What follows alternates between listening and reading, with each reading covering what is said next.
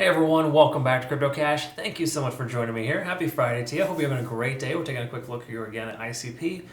This coin has been on the struggle bus, but it dumped pretty hard last night after Bitcoin pulled way back. You got to keep in mind it wasn't performing very well leading into Bitcoin selling off, and it sold off even harder. So just be mindful this coin is slightly on a razor's edge. So we just got to kind of be mindful of what's going on in the back end and just be very careful with taking a long position with this coin. That's just kind of the easy way to understand it. When we look at liquidation, just to kind of jump right in, we can see 16 to 1640 heavy concentration of longs there over the last roughly 4 or 5 trading days. Even lower, as previously discussed, 14 as low as 1350 is a heavy concentration of liquidation too. There is a lot above, don't get me wrong, but $19 seems so far away. So just heads up, 19 to 20 is also an area of concentration there. So it's important to recognize that. And if you're new to the channel, you're not familiar kind of with liquidation, it's just really helpful to understand because those liquidation levels are areas that the whales will focus on to destroy any potential liquidation at that level, and then just turn the price right back around. I don't know if it's just a sick game they like to play, but a lot of it has to do with just getting, squeezing people out, so to speak, so they can kind of do what they want with the market. Either way you look at it, price is increasing here the last 4 hours. Most other coins are doing the same thing, so this isn't completely out of the ordinary. So just heads up on that.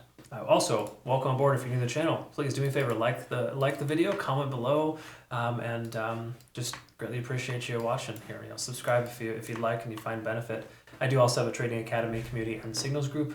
Link down below. Check that out in your own time. Feel free to message me if you have any questions. So daily time frame here, all moving averages are below the price action. So I mean, in general, the overall sense here is that ICP is still pretty strong. Even though we're seeing a lot of struggling here between the $17 to $19 range, we can absolutely confirm that we're still looking decent in the overall trend.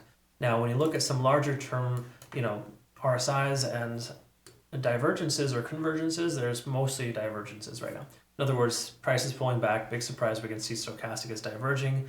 Money flow index is decreasing, and RSI is kind of in that sweet spot between 50 and 70. So those aren't bad things at all. The thing that's kind of ominous is the MACD divergence, kind of letting us know if we continue to test this lower level here, this $17 and some change, but let's just say round number $17. We've seen 1, 2, 3, 4, 5, 6, between 5 and 6 retests of that lower level. Okay, that's not great. We do lose that. We could see the free fall towards that $15 to $14 range, as we discussed previously, with this heavy concentration of liquidation down below. Okay, so that's a pretty obvious reality here if we lose that support. I just want to make sure you're aware of that. Now, do you just short into that? Because probably not, but you may actually find some success shorting more so than taking longs right now in the market, right? So again, just kind of some friendly advice. Be very careful trading this coin to the upside. It's not really super favorable. I know it seems like you want to just take a long right now because we double bottomed out or whatever, but this is just kind of a slight relief rally, and it may be short-lived. I hope I'm wrong, and I hope the price continues higher. Don't get wrong. But there's a lot of reasons why we have to get through a lot before we can feel confident with the long position. Let me explain. First of all, MACD's trying to converge but hasn't yet. We're losing momentum, which is good. That's a positive. We can see stochastic swinging up as well, kind of letting us know that momentum has shifted, sort of, right? Now, while that's all well and good, we're still below 50 in the RSI. Money flow index is quite low. Those are not positive contributing factors. We're also below 2 of the 4 moving averages, but we're not terrible. We're kind of in between, so that's okay. And then, of course, when we take a look at the volume profile in the last, this is roughly the last 2 to 3 weeks of trading. We can see strong amount of resistance. This is also a previous support level that I discussed previously at about 1770. We lost that level pretty hard yesterday, okay? We can see once again, 1, 2, 3, 4, 5, 6, 7th attempt to break that level, broke straight through. Keep in mind, Bitcoin dropped from 69 to basically 66,000 in a matter of minutes. So that tends to change things. But having said all that, that's going to be the new resistance for us. Okay, we should no longer presume that's going to be working as a support, obviously, because it's above the price action. Anyways, moving forward, just be mindful that level could pose a resistance for us. And if we look at this descending trend line too, we can recognize that we got to get above the trend line before we can consider any type of positivity. So a perfect case scenario would be the price come up here and to consolidate just above after it's broken through that level. The hourly is going to be an easy way to kind of see it. And let's quickly do this here as well, so you can kind of identify where where we have some resistances too.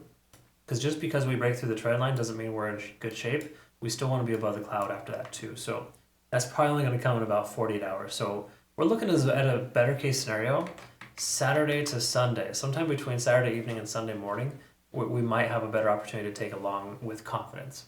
Again, the market is total junk right now, so as soon as you get confirming factors, the price action tends to shift momentum, go the opposite way. That's just Bitcoin doing the ripsaw effect.